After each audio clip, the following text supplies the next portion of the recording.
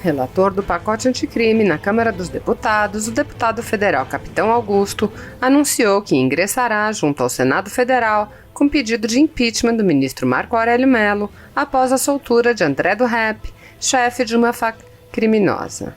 Em entrevista à Rádio Bandeirantes, o parlamentar salientou: como presidente da Frente Parlamentar pela Segurança na Câmara dos Deputados, apresentarei amanhã o pedido de impeachment do ministro Marco Aurélio Mello do STF no Senado. Não podemos deixar barato. Essa atitude dele foi um tapa na cara da sociedade, um tapa na cara dos policiais que arriscaram suas vidas para conseguirem prender esse líder de facção criminosa. No ensejo, ele acrescentou: agora o ministro vem e, de uma forma errada, o ministro Fachin pegou um caso idêntico e não deferiu. Fux, presidente do STF, revogou a atitude dele. O mínimo que ele tem de fazer é vir à sociedade através do pedido de impeachment e justificar o que foi feito. Eu lamento essa atitude do ministro Marco Aurélio Mello. De acordo com o parlamentar, a sociedade demanda uma relação imediata. Vamos apresentar nesta semana, com requerimento de urgência, um projeto para revogar esse dispositivo para que ninguém mais seja beneficiado dessa forma. É uma responsabilidade solidária. Houve a falha do Congresso de aprovar esse dispositivo, houve falha do juiz e do promotor que estão na causa neste processo, os quais deveriam ter justificado a prisão preventiva e não o fizeram, e a falha principal do ministro Marco Aurélio Mello, sabendo que era um líder da maior facção criminosa do Brasil, deveria ter tido cuidado de saber que colocaria em risco a sociedade. Deveria ter consultado o juiz, o Ministério Público, ter encaminhado para o plenário antes de ter uma decisão monocrática como essa. Foi uma aberração, um absurdo completo. Em entrevista à Rádio Jovem Pan, ele destacou a necessidade de o ministro dar explicações à sociedade. Sabemos, obviamente, da dificuldade. Não somos inocentes de achar que será impedido de continuar exercendo suas funções no STF. Mas o mínimo que a sociedade espera é que ele venha a dar satisfação e explicações sobre esse ato.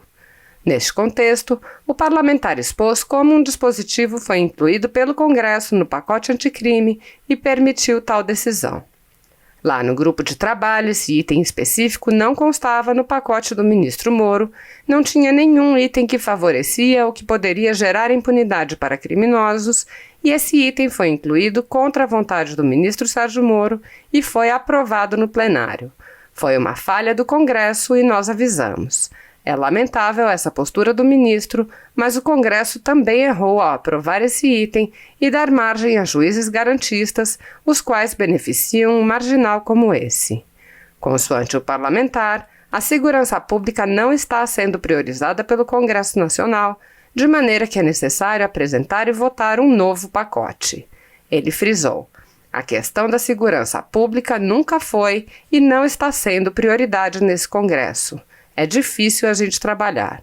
O próprio pacote anticrime foi totalmente ofuscado no ano passado pela reforma da Previdência e nós sabíamos a prioridade, mas jamais deveria ter deixado para um plano secundário ou terciário.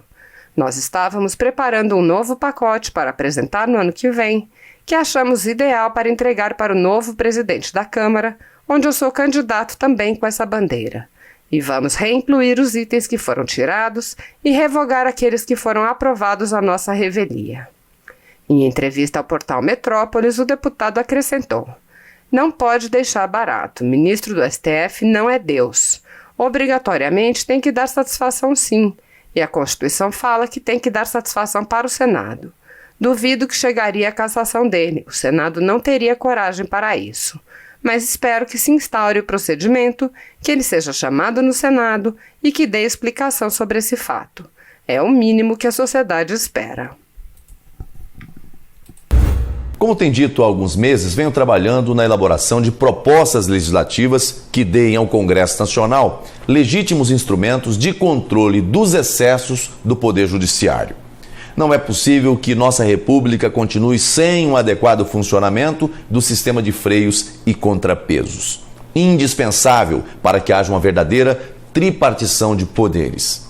Temos assistido a uma supremacia de um poder em relação aos demais. O presidente da República pode ter sustado os efeitos de seus atos pela decisão de um ministro do Supremo Tribunal Federal. As duas casas do Congresso Nacional, a Câmara e o Senado, passam meses debatendo e votando uma reforma. E um ministro do Supremo, com uma canetada só, pode suspender seus efeitos na extensão que entender cabível. Ou seja, Executivo e Legislativo são drástica e dramaticamente controlados pelo Supremo Tribunal Federal, enquanto que ele, o STF, parece não poder ter seus atos sequer analisados à luz da Constituição Federal. Isso não é democracia. Isso não é tripartição de poderes. Isso não é sistema de freios e contrapesos. E mais, o Supremo pode instaurar um inquérito, ordenar buscas e apreensões e prisões em flagrante violação ao sistema acusatório, e isso ainda é tido como constitucional por 10 de seus ministros. O país inteiro assiste estupefato à violação de regras constitucionais básicas e ninguém pode fazer nada. Os prejudicados resolveram recorrer a um órgão internacional, a Corte Interamericana de Direitos Humanos. Ou seja, chegamos ao ponto de admitir que não temos no ordenamento jurídico brasileiro um correto funcionamento do sistema de freios e contrapesos. Precisamos buscar socorro no exterior. Aqui existem freios sim, e muitos, mas somente para o Executivo e Legislativo. Mas não existem freios para o Judiciário. Existe a figura do impeachment de ministros, mas isso não é o mesmo que freio ou contrapeso em relação ao Poder Judiciário.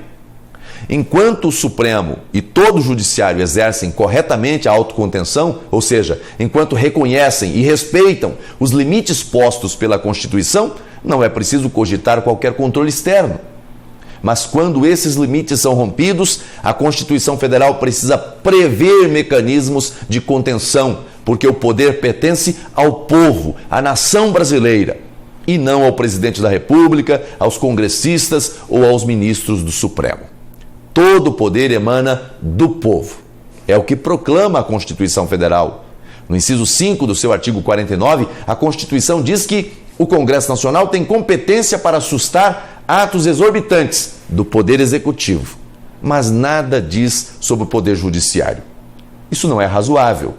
Por causa disso, apresentei no dia 25 de junho uma proposta de emenda à Constituição a fim de garantir ao Congresso Nacional o poder de sustar atos e decisões também do Poder Judiciário, quando extrapolar sua competência e invadir atribuições dos demais poderes e instituições da República. Não queremos, obviamente, limitar as competências constitucionais do Supremo, mas impedir que o Judiciário continue sendo um superpoder. Assim como o Executivo e o Legislativo, o Supremo também precisa estar sujeito a controle para que não extrapole suas competências. A PEC que apresentei precisa de 27 assinaturas para tramitar. Quero agradecer aos senadores que já assinaram: senador Everton, Girão, Omar Aziz, Lucas Barreto, Eumano Ferrer, Haroldo de Oliveira e Zequinha Marinho. E pedir que os demais senadores apoiem para que possa entrar em tramitação. Vozes contrárias certamente surgirão, mas hoje há uma clareza nacional da urgente necessidade de construir em nossa República um sistema de freios e contrapesos que seja completo, para que a tripartição de poderes funcione de verdade. Deus abençoe você, Deus abençoe o Brasil.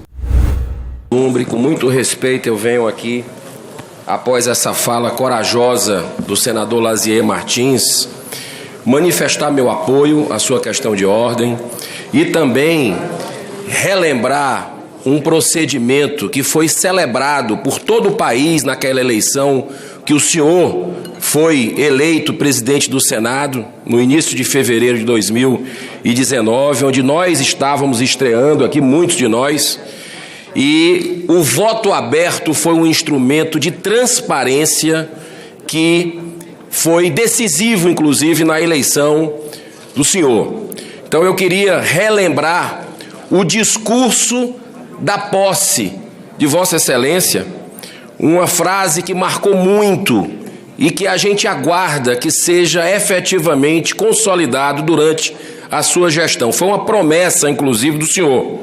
O senhor disse aqui: manifesto desde já que no que depender de minha condução, essa será a derradeira sessão do segredismo, entre aspas, do conforto enganoso do voto secreto. Só com a transparência em todas as nossas práticas, o Senado reconquistará seu prestígio e revelará a sua estatura no conjunto de poderes. Não devemos temer a crítica das ruas. Devemos ouvi-la com atenção e recolhê-la com acato e humildade. Essas críticas das ruas, no meu modo de entender, respeitando os colegas que pensam diferente, não estão sendo ouvidas nessa legislatura.